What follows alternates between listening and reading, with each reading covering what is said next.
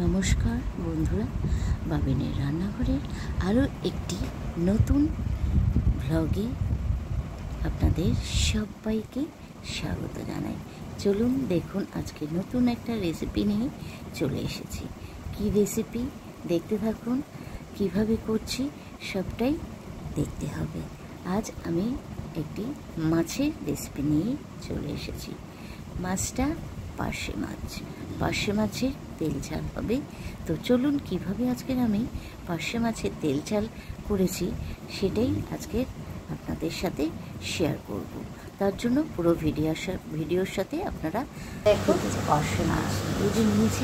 আজ আমি করব পার্শে মাছের সাইজের তেল সুন্দর চকচক। তার জন্য আমি নেব সাদা সর্ষে। 5টা মাছ আমি নিয়েছি, তার সাথে সাথে আমি নিয়েছি সামান্য সাদা সর্ষে। তেল ঝাল করতে গেলে সর্ষে দিয়ে নেব, আর তার জন্য সর্ষে নিয়েছি, সাদা সর্ষে আর সামান্যতম কালো সর্ষে। সাদা সর্ষের ভাগটা বেশি, 2 চামচ মতন সাদা সর্ষে আছে এখানে, আর সামান্য 1 চামচেরও কম কালো সর্ষে নিয়েছি। পেঁয়াজ নিয়েছি, কাঁচা লঙ্কা কুচি নিয়েছি, আর টমেটো নিয়েছি।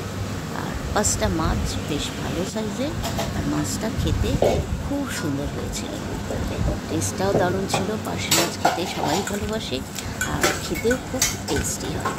তো আমি নুন, হলুদ গুঁড়ো, লঙ্কার গুঁড়ো পরিমাণ মতন আমি যা যা ইউজ করবো রান্নায় আগেই আমি মাছের মধ্যে দিয়ে সুন্দর করে ম্যারিনেশন করে রাখলাম। তারপরে কড়াইয়ে তেল দিয়ে তেল গরম হলে কালো জিরে আর পেঁয়াজ, আমার এখানে 2টো ছোটো ছোটো সাইজের পেঁয়াজ আমি দিয়েছি।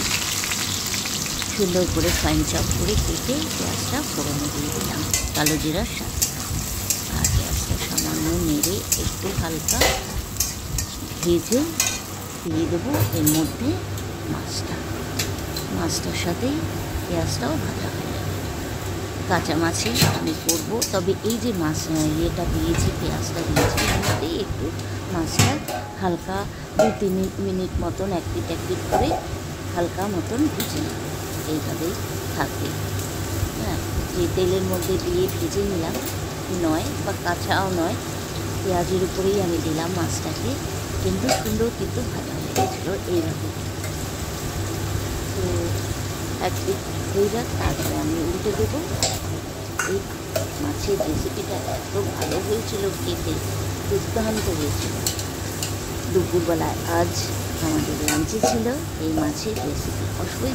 অবশ্যই তোমরাও কিন্তু এইভাবে মাছের তেল ঝাল রেসিপিটা করে খেতে পারো। যে কোনো মাছের এইভাবে তেল ঝাল করতেই পারো, দারুণ লাগে খেতে।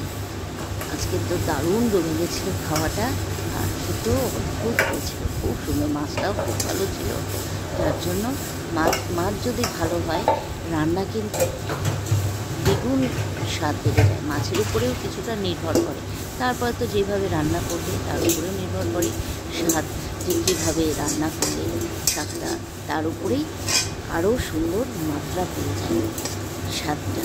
তো চলো এইভাবে মাছটা আমি দিতে ভালো করে ভেজে নিলাম। কিন্তু তেলের মধ্যে এরপর আমি টমেটোর স্লাইস করে নিয়েছি, ছোটো ছোটো করে কেটে নিয়েছি।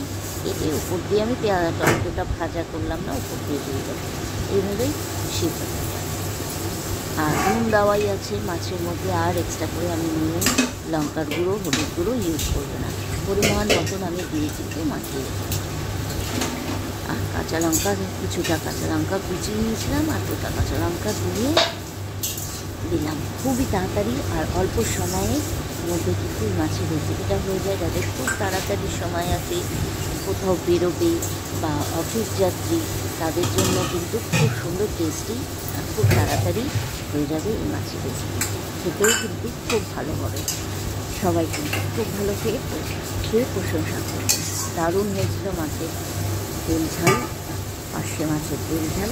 অবশ্যই বাড়িতে ট্রাই করো তোমরা, ভালো লাগবে। ঢেকে দেবো, ঢেকে সিদ্ধ হতে দেবো। আর পার্শে মাছ কিন্তু খুব একটা দেরি লাগে না সিদ্ধ হতে, মোটামুটি তাড়াতাড়ি সিদ্ধ হয়ে যায়। আমি পরিমাণ মতো আমি যতটা জল দেবো, যতটা আমার গ্রেভির দরকার, ঠিক সেই পরিমাণেই আমি জলটা আমি ব্যবহার করেছি।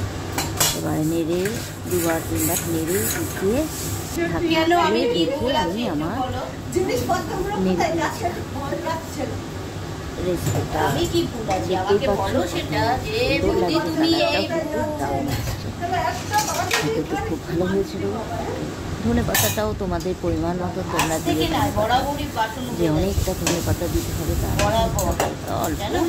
এক মুঠ কি মতো বলবো এক আর মুঠেরও কম ধনে পাতা আমি ভালোবাসছে কেউ ব্যবহার নিতে করলাম। কেউ খুব নিতে যদি সুন্দর একটা ভালোবাসে তাহলে কি গন্ধ হয়েছিল করবো? ধনে পাতা। মানুষের প্রাণ তো আর নিতে পারবে না বাসন ধনে নিয়ে পাতাটা ব্যবহার করাতে রান্নার টেস্টটা আরও বেড়ে গেছিল।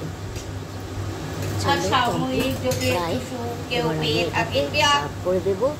ঝোলের পরিমাণটাও কমে গেছে, এর থেকে বেশি আমি কিন্তু ঝোল দেবো না। ঝোলটা যে দিয়েছি এই যে সর্ষেটা বেটে সর্ষের ছেঁকে নিয়ে আমি জলটা কিন্তু এর মধ্যে ব্যবহার করে দিয়েছি। দেখতেই পেয়েছো এই সর্ষে বাটির মধ্যে সর্ষেটা ছিল আর হয়ে গেল তার সেই জলটাই কিন্তু আমি ব্যবহার করেছি। সর্ষে আমি সর্ষের ছিবড়েটা নিয়ে জলটা নিয়ে চাপিয়েছি, তাতে গ্যাস অম্বল সর্ষে খেলে অনেক সময় গ্যাস হয়ে যায় অনেকেরই। এইভাবে করো, ছাঁকনিতে ছেঁকে সর্ষে ইয়েটা নিয়ে নিলে, কাপটা নিয়ে নিলে, অথচ উপরে ছিবড়েগুলো নিলে না, সেটা ফেলে দিলে টেস্টটাও ভালো হবে আর খেয়েও কোনো অসুবিধা হবে না, ভালো হবে তাতে।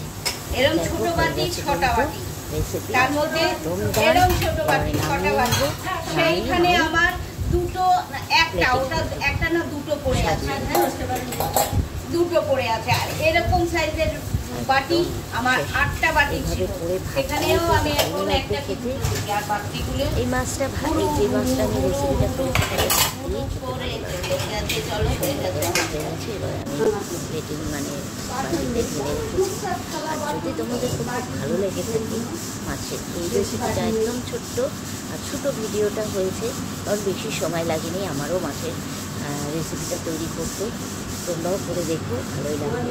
ভালো লাগলে কোথাও কিছু ভালো লেগে থাকলে অবশ্যই লাইক কমেন্ট আর শেয়ার দিতে ভুলো না কিন্তু তোমরা। রান্নাঘর চ্যানেলটিকে অবশ্যই সাবস্ক্রাইব করে পাশে থেকো, পাশে থাকা বেল আইকনটি প্রেস করে দেবে, সময় মতন সব নোটিফিকেশন তোমাদের কাছে আগে পৌঁছে যাবে। চলো তাহলে আজকের মতো টাটা বলবো, সবাই খুব সাবধানে থাকবে আর ভালো থাকবে। নেক্সট রেসিপি নিয়ে চলে আসছি।